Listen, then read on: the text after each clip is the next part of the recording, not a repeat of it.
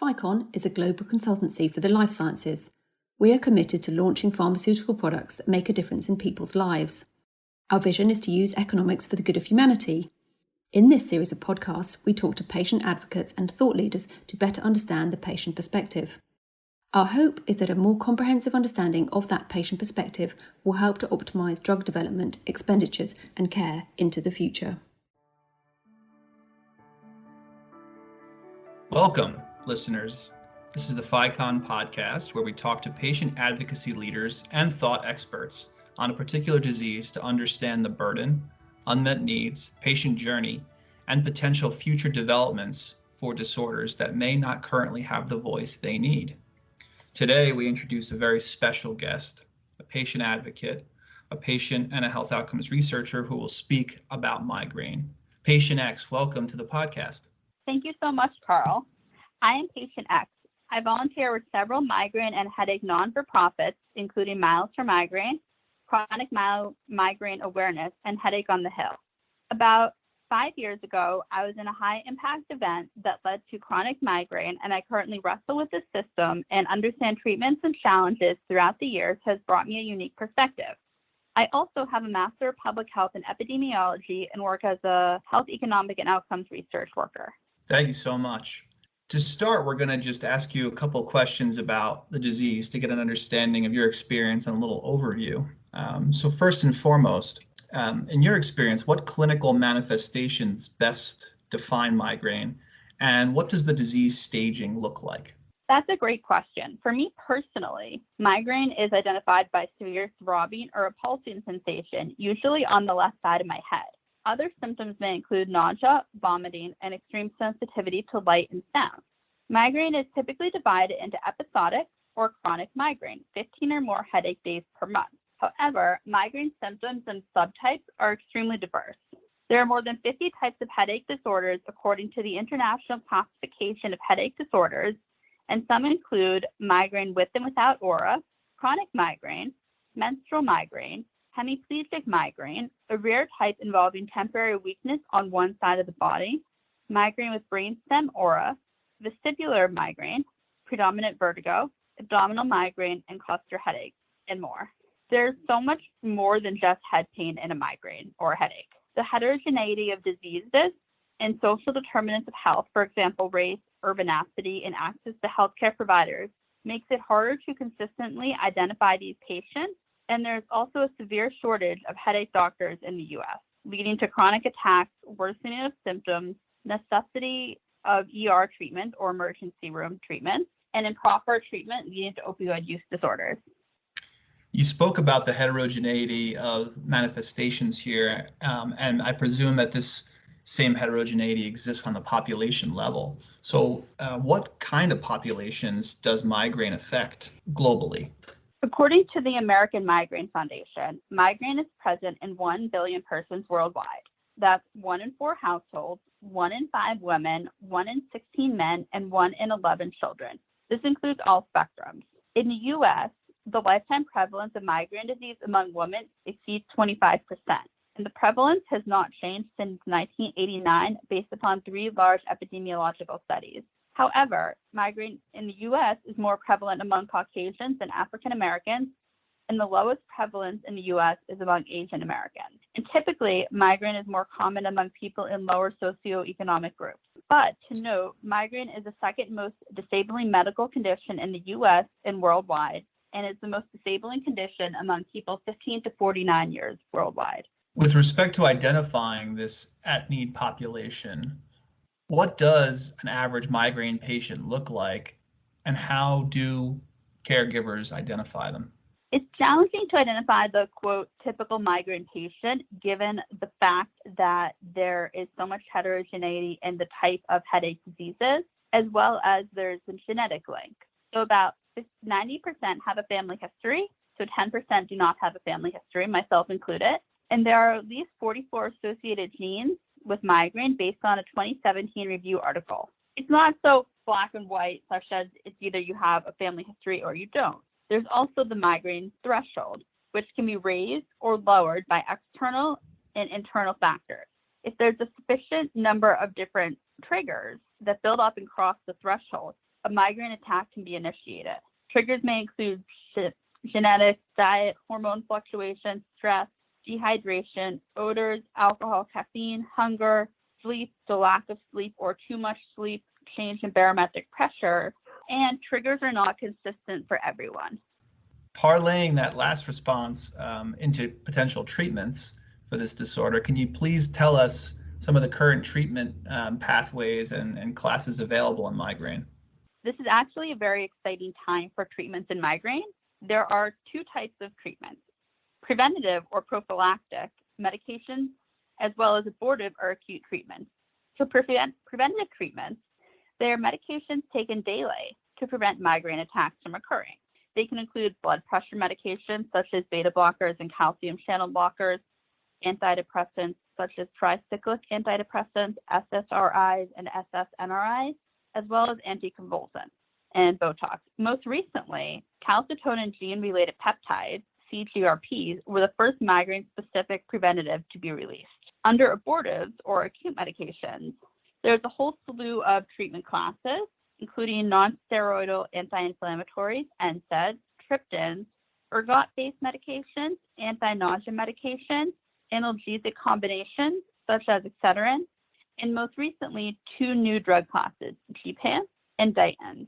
Gepants are oral CGRP antagonists and include Ubrelvy and Nurtec, and dietins include Rayvow, which is an antagonist at the 5-HT1F serotonin receptor, and unlike triptans, does not constrict the coronary or cerebral vessels and is an alternative for those who cannot take triptans. Triptans were first released about 30 years ago, and it's been up until now that there's been no new abortives on the market.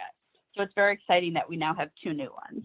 Excellent news. Yeah, there's been a lot of innovation in this area as of late. So very pleased about that at the industry level. The next questions, we really want to get into your experience and sort of your journey as a patient here. So first, spotlighting the burden of migraine. Based on your experience, the things you've been through from a clinical perspective, from a perspective of being treated by carers and also clinicians, but also from an economic perspective, what has the burden of illness been for you in migraine?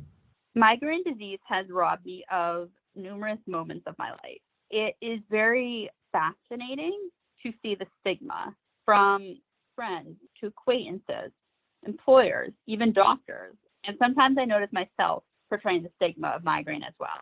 There's such a small number of research funding available, and only the first preventative drug was just recently developed. Therefore, advocacy is key to combating this burden.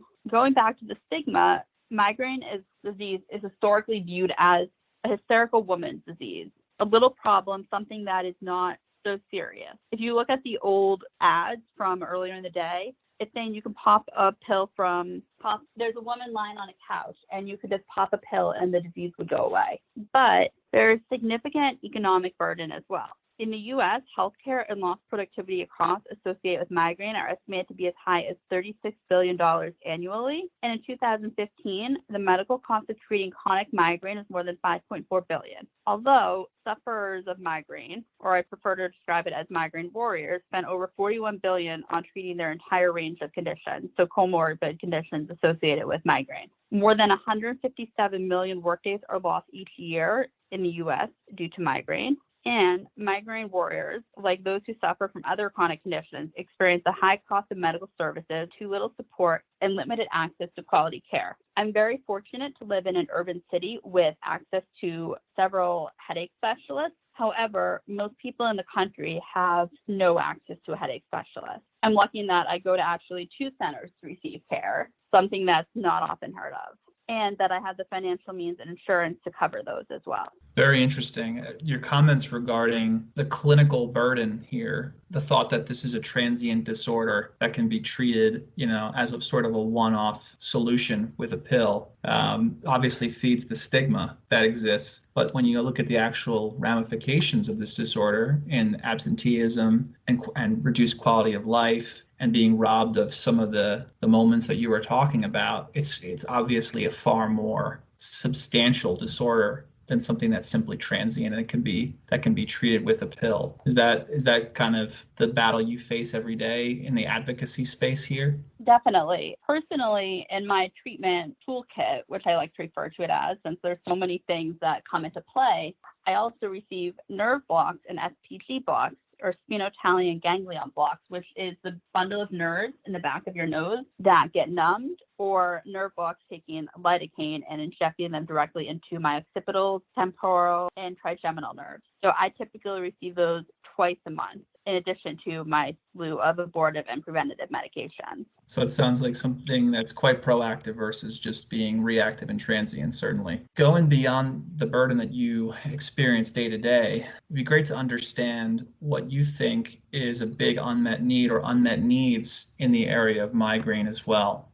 particularly in therapeutic options. Of course. I think a major unmet need is the lack of headache specialists. I only have the number in the US, but there are about 700 certified US headache specialists and 39 million sufferers. There's obviously a major disparity. And just because a disease is invisible, it does not mean it does not deserve care. So more than half of migraine warriors are never diagnosed. The majority do not seek medical care for their pain. And only about 4% of migraineurs who seek medical care consult headache and pain specialists. Finally, although 25% of sufferers would benefit from preventative treatment, only 12% actually receive it, which continues to paint the picture of disparities.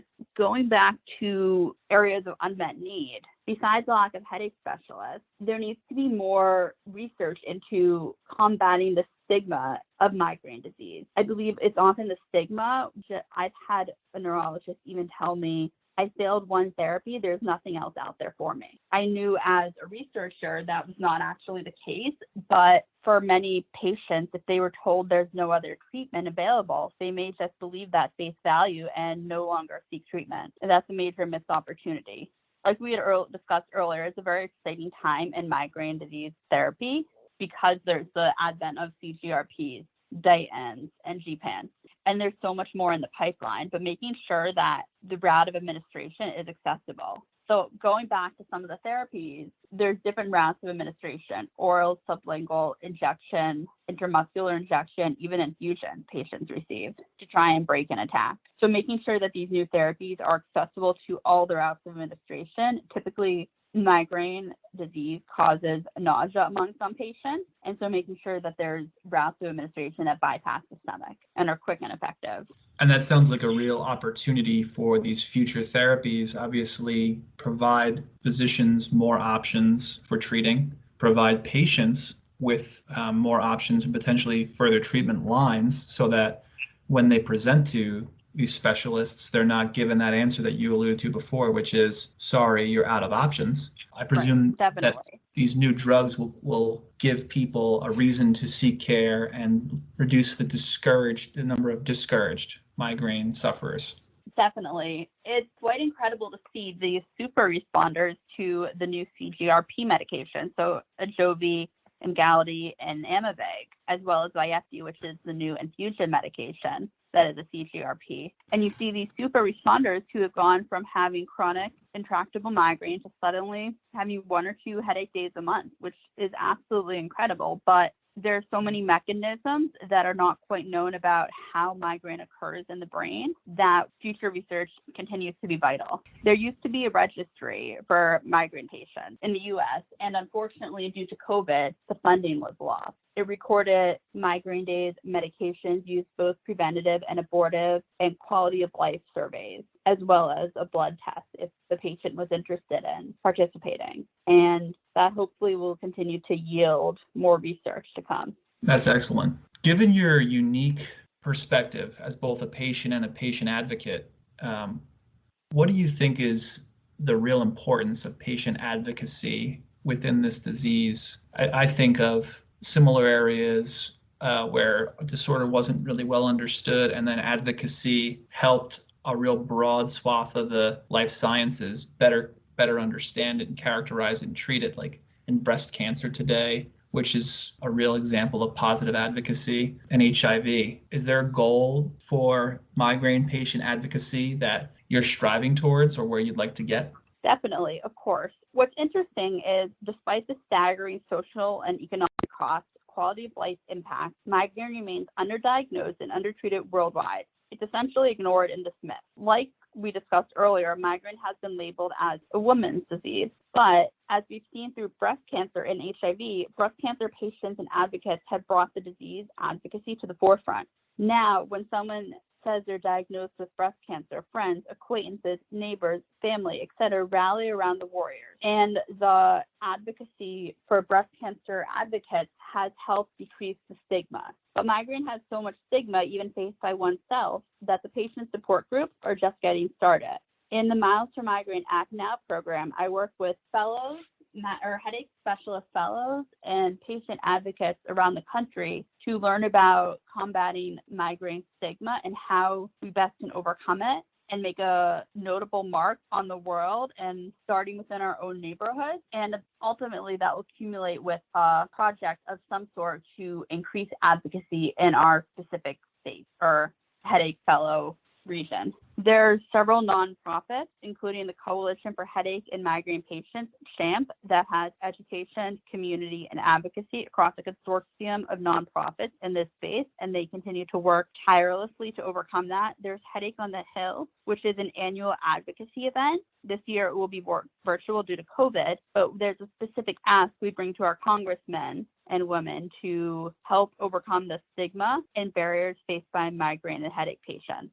You mentioned not-for-profits and, of course, the grassroots movements to spur on this advocacy. What role do you think the pharmaceutical manufacturer takes, and how can future drug development and the supply chain of those manufacturers incorporate patient advocacy into their future marketing and commercial efforts? That's a fantastic question. There's currently a lot of funding in migraine among the manufacturing side due to the new CGRPs and new abortives. But there's concern that the funding will dry up as soon as the patents dry. And the NIH has never come close to providing sufficient funding for migraine or headache research. I think the question that needs to be asked is the world does not see this as a big public health issue, speaking of migraine disease or headache disorders. So how can we better include patients and advocates in the discussion? Working with organizations or the consortium of nonprofits like CHAMP is a great place to start.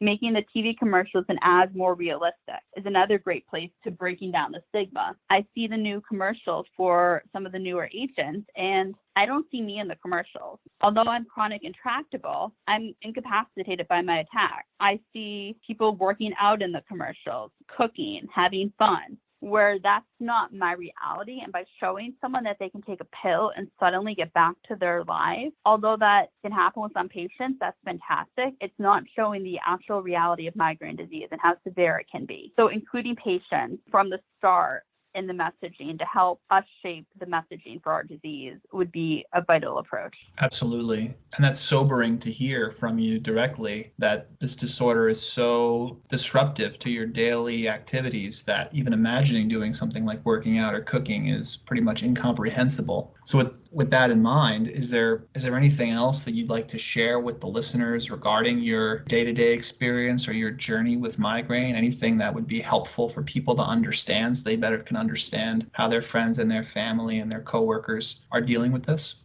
Definitely. I think one simple thing is not saying it's just a headache. By putting the word just in there, it's dismissive. Migraine doesn't affect just my physical health. It also affects my emotional health. There's multiple comorbid psychiatric conditions, such as depression and anxiety. Many people are not able to fully work with an attack, and presenteeism and absenteeism are both substantial contributors to work productivity loss, with primary factors including pain severity, migraine symptoms, and sleep disturbance. For me, it's easier to have a more flexible work schedule to accommodate the, quote, surprise attack. And just asking your friend or acquaintance or family member or coworker, how can I help you? How are you feeling today? It's invisible, so no one knows how I'm truly feeling, which can be a blessing and a curse. Absolutely. And this is amazing perspective that you're providing us.